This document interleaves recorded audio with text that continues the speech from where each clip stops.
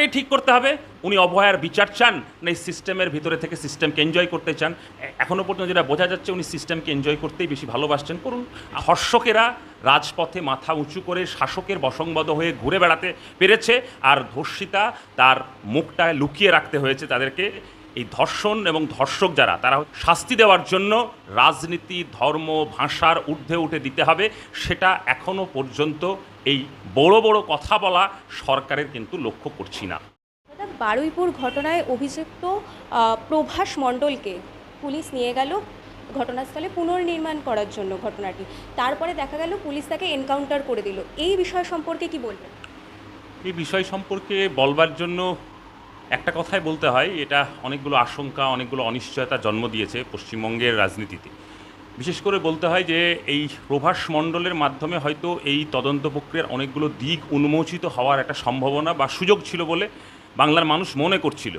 কিন্তু এমন একটা পরিস্থিতিতে একটা এনকাউন্টারের ঘটনা সামনে আসলো, তা দিয়েই যে অনিশ্চয়তাটা, যে সত্যিই কি আসল অপরাধী, আসল যারা এই নক্কারজনক ঘটনার সঙ্গে যুক্ত, তাদের শাস্তি কি হবে, আইনের মধ্য দিয়ে তাদের শাস্তি হবে কি না, এই প্রশ্ন কিন্তু এসে যাচ্ছে, থেকে যাচ্ছে। উল্টো দিকে আরও একটা প্রশ্ন, যে এনকাউন্টারকে কেন্দ্র করে একটা প্রশ্ন সামনে এসেছে যে পুলিশের রিভলভার ছিনিয়ে নেওয়ার চেষ্টা হচ্ছিল, তার জন্য এনকাউন্টার করা হয়েছে। কিন্তু আমি যতদূর আইন সম্পর্কে আমার বোঝাপড়া আছে, বা আইন সম্পর্কে যারা অনেক বেশি বোঝাপড়া আছেন তাদের কাছ থেকে জেনেছি, বুঝেছি যে একজন ধর্ষণের মতো, ধর্ষণ এবং খুনের মতো এরকম একটা ঘটনার অপরাধের সঙ্গে যারা যুক্ত, তাদের তো ঘটনার পুনর্নির্মাণ করবার জন্য, তাদেরকে নিয়ে যাওয়ার জন্য হাতে হ্যান্ডকাপ পরে, প্রয়োজনে আরও বেশি প্রোটেকশন নিয়ে, কোর্টের অর্ডার মেনটেন করে তাদেরকে নিয়ে যাওয়ার কথা ছিল। তাহলে তাদের কোনো সুযোগই থাকতো না এই রিভলভার কেড়ে নেওয়ার ঘটনাগুলো সামনে আসার ক্ষেত্রে। তাই অনেকগুলো প্রশ্ন, অনেকগুলো অনিশ্চয়তা জন্ম দিয়েছে। স্বাভাবিকভাবে বাংলার একজন সাধারণ মানুষ হিসাবে বলবো, যে ঘটনা ঘটেছে এটা হচ্ছে ভয়ঙ্কর লজ্জাজনক ঘটনা। এই লজ্জা রাখবো কোথায়, সেই প্রশ্ন প্রতি মুহূর্তে করছি। এই লজ্জা রাখবো কোথায়, লজ্জা নিবারণ করব কিভাবে, বাংলার মা বোনেদের নিরাপত্তা কিভাবে থাকবে, আইনের শাসন সংবিধান ভিত্তিক কীভাবে প্রতিষ্ঠিত হবে, সেই প্রশ্নগুলো যখন আসছে, তখন এই ধরনের ঘটনা আগামী দিনের জন্য অনেক রকম অনিশ্চয়তারও জন্ম দিচ্ছে, আশঙ্কারও জন্ম দিচ্ছে। দাদা, আমরা দেখতে পেলাম পুলিশের সামনে নিহত প্রভাস এবং অন্যান্য আসামিরা তারা ঝামেলা করলেন, এবং একটি নাম উঠে আসছে যেটা সোশ্যাল মাধ্যমে এখন প্রচণ্ড ভাইরাল, সেই নামটি হলো রাজা। এই রাজাটি কে, তাকে এখনও কেন ধরা হচ্ছে না? এই কাণ্ডের সাথে যদি সে জড়িত থাকে তাহলে কেন ধরা হচ্ছে না? দেখো, এই ঘটনার সঙ্গে যারা যারা জড়িত তাদেরকে অবিলম্বে গ্রেপ্তার করতে হবে, এবং আইনের শাসনের মধ্যে যত রকমের দৃষ্টান্তমূলক শাস্তি দেওয়া যায় শাস্তি দিতে হবে। সেই সঙ্গে আরও একটা বিষয়, এই ঘটনাকে কেন্দ্র করে অনেকগুলো প্রশ্ন সামনে এসছে। প্রশ্নগুলোর মধ্যে হচ্ছে অভিযুক্তকে পালিয়ে যেতে সাহায্য করা, অপরাধীকে সেফ জোনে চলে যেতে সাহায্য করা বা আড়াল করবার যে প্রশ্নগুলো এসছে, সেই প্রশ্নগুলোর ক্ষেত্রে যাদের যাদের ভূমিকা আছে সেইগুলোকে চিহ্নিত করা দরকার, ভীষণভাবে দরকার। এই সমস্ত প্রশ্নগুলো যখন ঘোরাফেরা করছে, তখন এই রাজার মতন ব্যক্তির নাম আসছে, আরও কোন মণ্ডল বলে একজন ব্যক্তির নাম আসছে, তার সঙ্গে নির্দিষ্ট একটা ক্ষমতাশালী রাজনৈতিক দলের সংস্পর্শের প্রশ্ন আসছে। আমরা সেই আশঙ্কাই করছি যে গত 15 বছর ধরে দেখে এসেছি যেভাবে যে ধর্ষকেরা রাজপথে মাথা উঁচু করে শাসকের বশংবদ হয়ে ঘুরে বেড়াতে পেরেছে, আর ধর্ষিতা তার মুখটায় লুকিয়ে রাখতে হয়েছে তাদেরকে সমাজের লোকচক্ষুর আড়ালে। আগামী দিনে এই নাবালিকা কিশোরী তার মৃত্যুর মধ্য দিয়ে সেই গত 15 বছর ধরে পশ্চিমবঙ্গে যে শাসন চলেছিল, যেখানে ধর্ষকরা মাথা উঁচু করে ঘুরে বেড়াতো, সেই জায়গায় পৌঁছে যাবে না তো বড় বড় কথাবার্তার আড়ালে? সেই আশঙ্কাই থাকছে।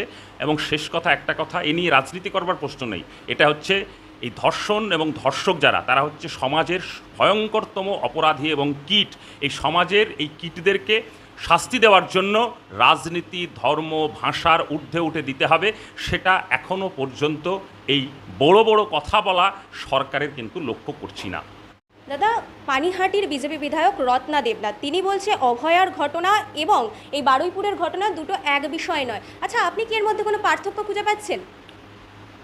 উনি কোন সেন্সে বলেছেন যে এক নয়, সেটা আমার জানা নেই।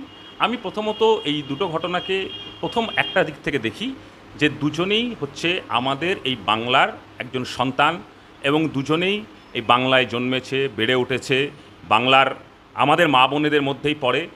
এবং এই দুজন বলে নয়, এই সমসাময়িক সময়ে অতীতে যত নারীদের ওপরে অত্যাচার নেমে এসেছে, এবং তারা কেউ ধর্ষিত হয়েছে, কেউ খুন হয়েছে, কর্মক্ষেত্রে যৌন হয়রানি হয়েছে, প্রত্যেকেই আমাদের এই বাংলার মা বোন, তাদের প্রত্যেকের নিরাপত্তা সুনিশ্চিত করবার ক্ষেত্রে যেমন শাসকের ভূমিকা আছে, সেই সঙ্গে আমাদের চারপাশে যে সমাজ, সেই সমাজ ব্যবস্থারও ভূমিকা আছে।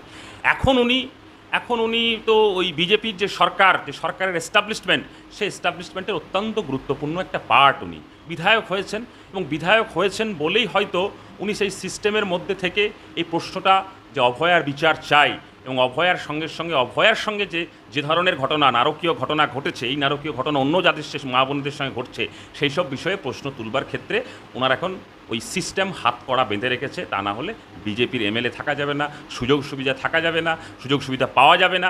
এখন ওনাকেই ঠিক করতে হবে, উনি অভয়ার বিচার চান না এই সিস্টেমের ভিতরে থেকে সিস্টেমকে এনজয় করতে চান।